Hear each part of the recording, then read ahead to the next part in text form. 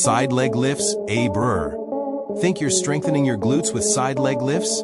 You might actually be wasting your effort. Or worse, training your hips to move the wrong way. Most people think this move is simple. Just lie down and lift your leg, right? But that's exactly how you turn a great toning exercise into a completely useless one. Because if your form is even slightly off, you're not targeting the side of your glutes at all. You're just swinging your leg and letting momentum do the work. Here's something that surprises most people. Your glute medius, the muscle that's supposed to fire during side leg lifts, barely activates if your hips roll backward or your toes point up. It's like trying to pour water into a glass that's tilted away from you. It just spills out. You might be feeling the burn, sure, but it's not the burn you want. That's your lower back or hip flexor complaining, not your glute working. Now imagine this, you've been doing side leg lifts for weeks. You've added ankle weights, maybe done hundreds of reps, but your hips still look and feel the same. You start thinking, maybe this just doesn't work for me. But it's not the exercise, it's the way you're doing it. That's the moment most people quit without realizing they were just one small adjustment away from real results. Let's talk about what usually goes wrong. The most common mistake? Rolling the top hip backward. You'll see it in almost every gym or home workout video. The person lies on their side, lifts the leg, and lets the whole upper body shift backward as they do. The movement looks big and impressive, but it completely turns off the muscles that matter. When you roll back, your glute medius, the small but powerful stabilizer on the side of your hip, gets out of position. Your hip flexors take over, and instead of lifting with strength, you're just flinging your leg. Another big mistake is letting your toe point upward. That tiny rotation seems harmless, but it's like flipping a switch that shuts off your glutes. When your toe turns up, your leg muscles dominate and your hip loses its roll. Think of it like steering a car with the wheels turned the wrong way. You're moving, but not toward the result you want. Here's another one, letting the torso slump or collapsing the lower side of your body into the floor. When that happens, you lose your core engagement, and your spine starts taking the load instead of your hips. The move becomes sloppy, and instead of sculpting your glutes, you're just straining your back. Now, you might be thinking, if all that's wrong, how do I actually make it right? The secret starts with alignment. But don't worry, I'm not going to tell you to engage your core and leave you hanging. Here's how to actually feel the difference. Imagine a straight line running from the crown of your head down to your heels. Your body should feel like it's balancing along that line, not leaning forward or backward. And your hips? Stack them perfectly. The top hip should sit directly above the bottom one. If you were to rest a glass of water on your top hip, it shouldn't spill. And before you even lift your leg, flex your top foot slightly and turn your toes down, not up. That tiny adjustment instantly locks your glute medius into position. You'll feel the side of your hip tense just by doing that, even before moving. That's your sign you're finally in the right position. But don't lift yet. Here's the trick that changes everything. Brace your core like you're about to get lightly punched in the stomach. That creates a stable foundation.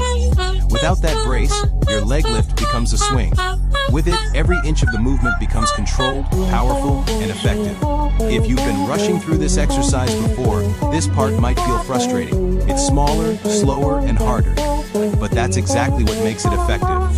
You're no longer just moving your leg, you're teaching your body to move correctly. And that's the difference between someone who does side leg lifts and someone who masters them. So the next time you set up for this move, ask yourself, am I lifting my leg or am I controlling my body?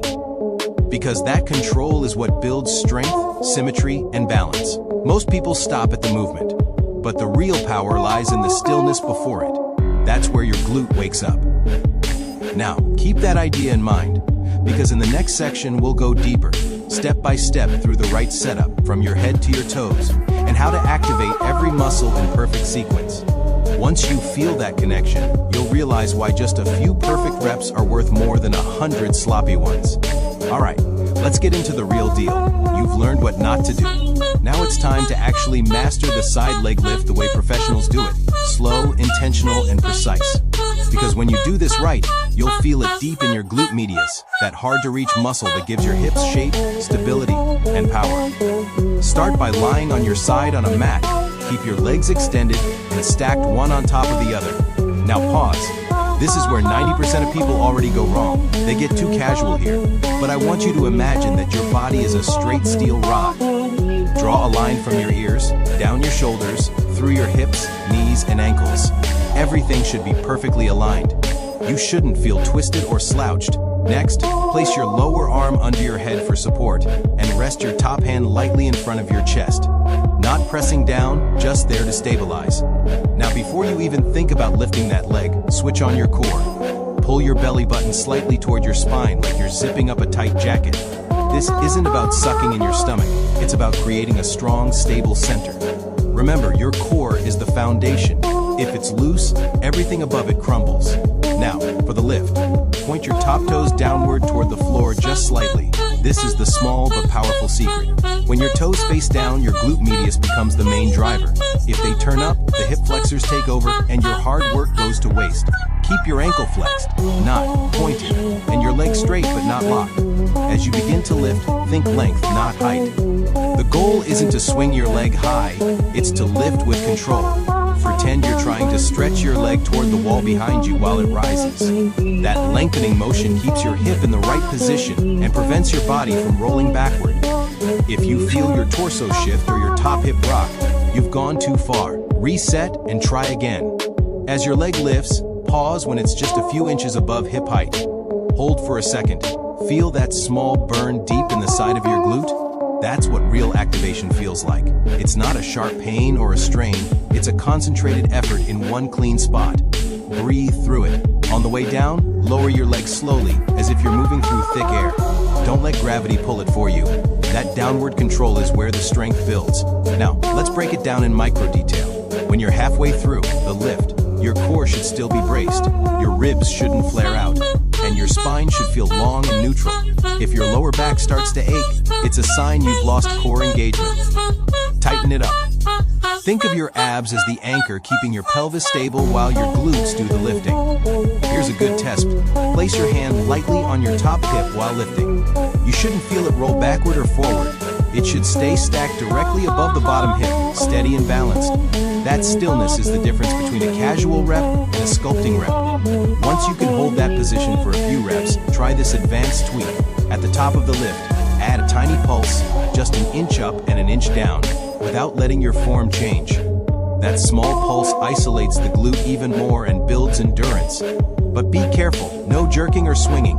It should feel like your leg is floating on tension, not bouncing off momentum. Now here's a light bulb moment most people never realize. Your supporting leg matters too. The one on the floor? It's not just lying there doing nothing. Slightly press that bottom leg into the mat. That tiny pressure stabilizes your pelvis and helps your top leg move smoothly. When both sides of your body are engaged, your core works harder, your hips stay level, and your glutes get a deeper, more symmetrical workout. So, what should it look like all together? You're lying long and straight, core engaged, hips stacked, toes slightly down, lifting with control, lowering with precision. Every rep feels intentional. Every movement feels connected. It's not about how many you can do, it's about how perfectly you can do them. Here's a challenge for you. Lie down right now and try 10 slow, flawless reps following everything we just talked about. No rushing, no swinging, just pure control. Feel that burn building up? That's your glute medius finally waking up and doing its job.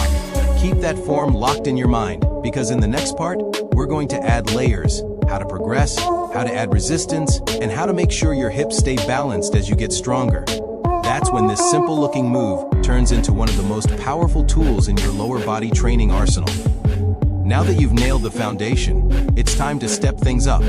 Not just by adding resistance, but by refining how your body moves and feels during every rep. Because side leg lifts aren't just about building stronger glutes, they're about creating balance, stability, and control across your entire lower body. And when you understand that connection, this simple exercise turns into a complete game changer. Let's start by adding resistance the smart way. Most people grab ankle weights or resistance bands and just jump in, but that often ruins the precision we worked so hard to build. Before you add any extra load, make sure your form is flawless for at least 15 slow, controlled reps. If your hips tilt or your leg swings, you're not ready yet. The goal is quality before quantity. When you're ready, a resistance band is your best friend. Loop it just above your knees, not around your ankles. This placement keeps tension constant without letting the band pull your leg off track. Lie in the same setup you learned earlier. Hips stacked, core tight, toes slightly turned down, and feel that extra resistance from the very first inch of movement. As you lift, the band should feel like it's fighting you, but your body stays completely still. That's how you know your glutes are leading the movement, not your momentum.